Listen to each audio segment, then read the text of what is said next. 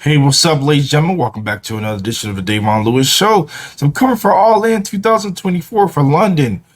The show was red hot. So much great professional wrestling all across the card. More importantly, it kept us highly invested. Did it top WrestleMania? 100%. Did they lay the foundation of giving us great storytelling and giving us great entertainment across every single match? Did it truly deliver? 100%. Out of this total card, you had so many great matches on the card. We had the final countdown, title versus career. We had Brian Danielson taking on no other than Swerve Strickland, the World Heavyweight Champion of AEW. Also on the card tonight, we had the AEW Women's World Heavyweight Championship, which was Timeless Tommy Storm taking on Mariah May in a decent women's action. As well as tonight, we end up having the TBS Women's Championship, Britt Baker taking on Mercedes Moné for the TBS Championship. We also had the American Championship, also / International Championship on the line, as MJF, the All-American, took on the international sensation, the Aerial Assassin, Will Ospreay, in a banger match. We also had a TNT Championship and a coffin match, as Darby Allin was looking to challenge the TNT champion, the scapegoat, Jack Perry, in a great singles action of nothing but brutality throughout the majority of this match, with a cliffhanger with a return of a legend returning to AEW. As well as we had the Casino Gauntlet, as the guaranteed winner gets a title shot for the World Heavyweight Championship for AEW. Also on tonight's card, we had the tag team three-way between the Young Bucks, the EVPs, taking on FTR, and of course the Acclaim, because everybody loves the Acclaim. We had a London Fatal four-way for the Trios titles, the six-man tag team, which was the House of Black versus Pac, Claudio Castagnoli, Willa Yuta versus the Bang Bang Gang and the Patriarchy, the champions, in a fatal four-way of a ladder match. We also had the FTW Championship of Hook versus Chris Jericho in a Smash Mouth match with another legend getting in physical in the ring, and it was a great one when it came to the conclusion of the actual match. 0 Hour, we had Dustin Rhodes, Sammy Guevara, Kazuchika Sabata, DaVon Eriks versus Brian Cage, Big Con, Toa Loa, Matt Taven, and Mike Bennett in a Smash Mouth match of a big match. We also had Willow Nightingale and Tomohiro Ishii taking on Chris Statlander and Stokely Hathaway, with the implications for the CML Women's Championship, which Willow Nightingale currently holds, as it's going to be set up for a later date, with the stipulation being added: whoever wins, they get to select the rules for how the match is going to play out. But overall, we also had a big one. Starting off with 0 Hour, we ended up having a 16-man tag team match, which was really just all over the place. But it was a full big 16-man match. We ended up having an interesting card when it came to everybody being involved. Everybody that was actually in this match, when it came to the 16-man battle royal to kick things off, ended up being the Dark Order, Jay Lethal, Ari Daivari, Stanton Singh, Anthony Gogogo versus the Dynamite Kid, Tommy Billington, Kip Sabian finally got a new look, Rocky Romero, Top Flight, Action Andretti, and Leo Rush. This was a Smash Mouth big all over the place match. I wasn't really too invested, wasn't missing too much, but it was a whole lot of back and forth. Everybody was able to hit off their spots. More importantly, it was a whole lot of just Smash Mouth all over the place. When it comes to big matches like this, it kind of crashes and burns, but it takes away from everything that initially happens when it comes to everything. The match ended up ending when it came to Dante Martin scoring the victory for the tag team with a cross frog splash on Daivari to seal the victory for his face tag team. as all the face celebrated with the big crowd over there and All In, over there at Wembley Stadium. More importantly, it was okay for what it was, and it was not too bad, not too shabby. The next match we have on the card, we ended up having Willow Nightingale with Tomohiro Ishii taking on Stokely Hathaway, coming like Michael Jackson, along with Chris Statlander in a decent singles tag team action, with the implications for the CMLL Championship being implemented with whoever the winner wins. They get to set the rules for how things were going to break down. This match was okay, a lot of back and forth. Stokely was cracking me up throughout the majority of this match, but it was cool for what it was.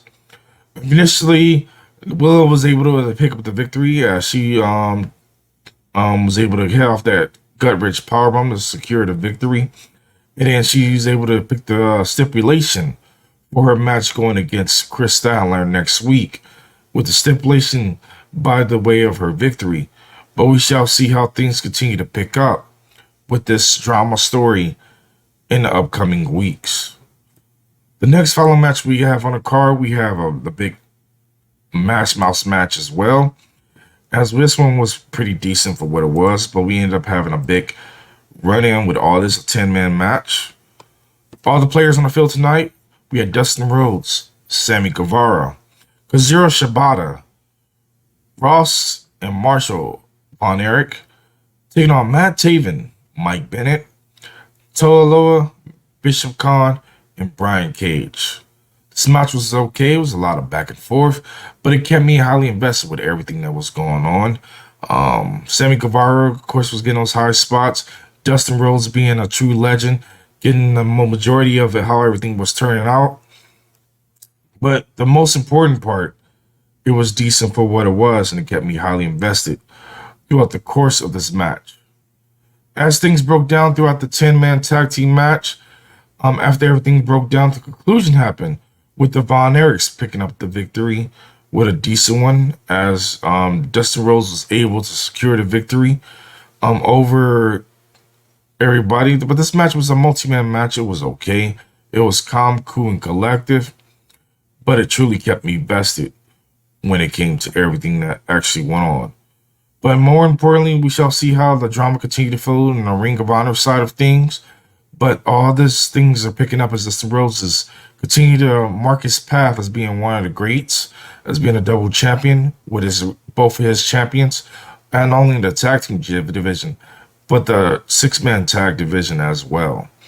But we shall see how the Gates of Agony looking to get some gold, as well as Undisputed Kingdom looking to get their championship back after everything broke down.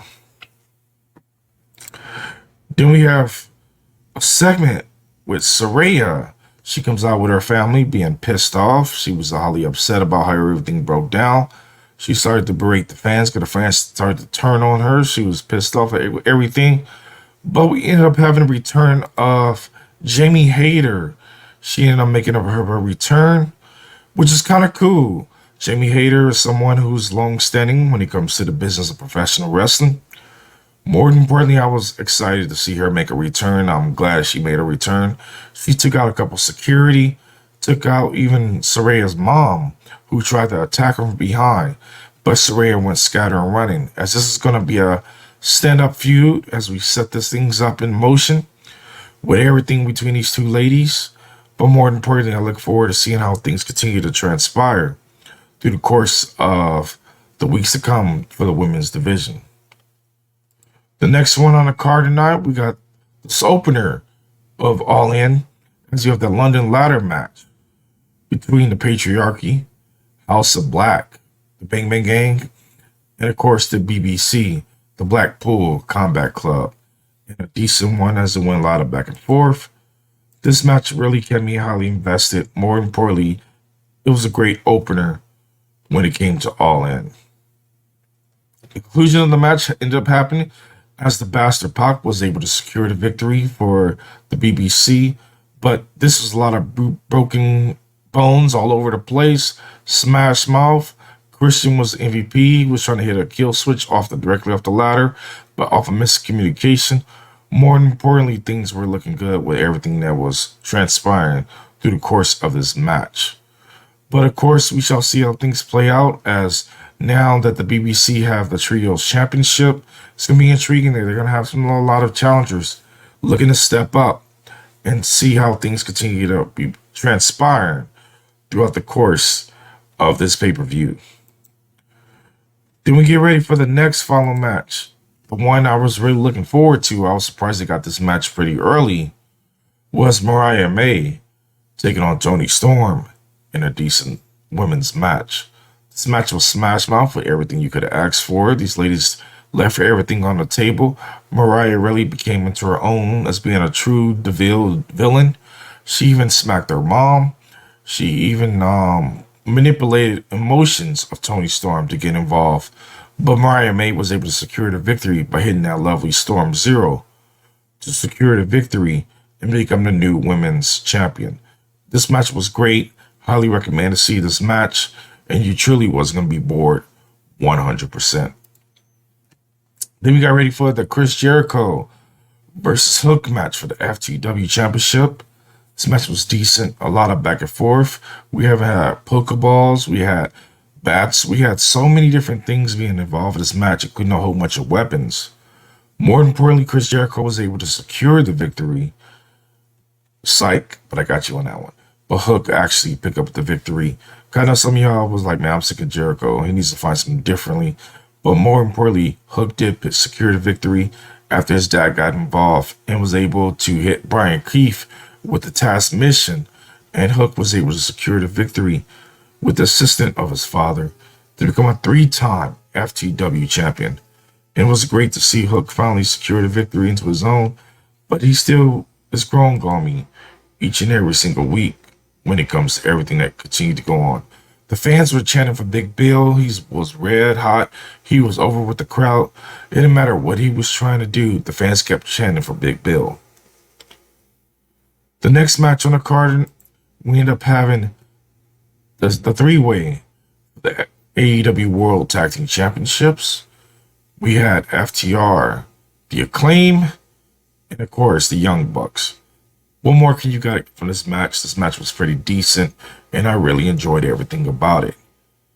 But this match really had me with so much fun. I really enjoyed everything that had all the elements when it came to a great Smash Mouth match. All the parties that was involved in this match really came into their own. More importantly, they kept me highly invested throughout the course of the match. But of course, the EVPs were able to secure the victory by victorious and retain the championships. But the cliffhanger was when we ended up having no other than the Grizzly Young Vets ended up making their debut on the big stage for All In. They tried to be respectful and shake hands with the EVPs. They walked away. But then a melee brawl happened off when they decided to attack FTR and as well as the Acclaim. So they're already putting their feet in the water to set up a couple of feuds.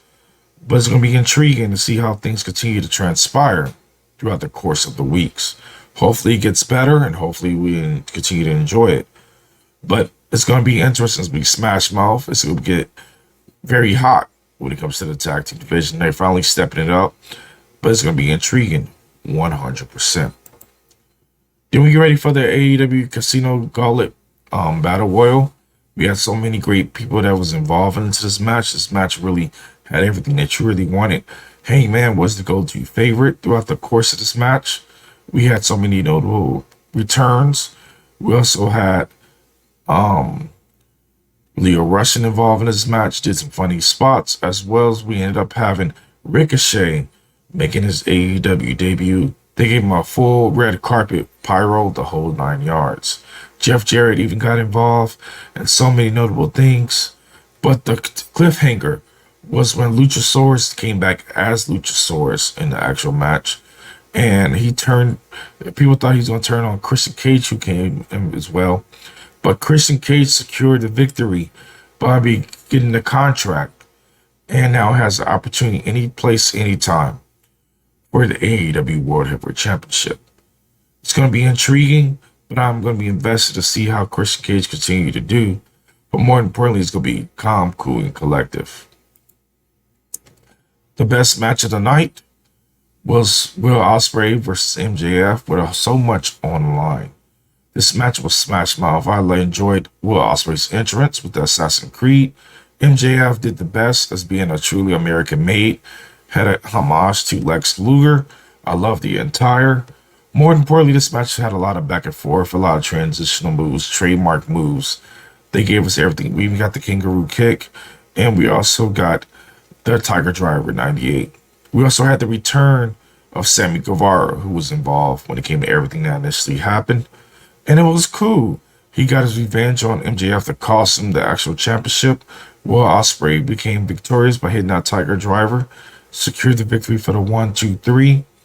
And things are going to continue to be intriguing pieces throughout the course of the weeks.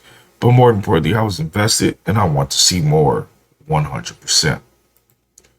We had the big one, the women's division. We had the DMD, Britt Baker taking on Mercedes Moné, the queen, who got a full-on red carpet.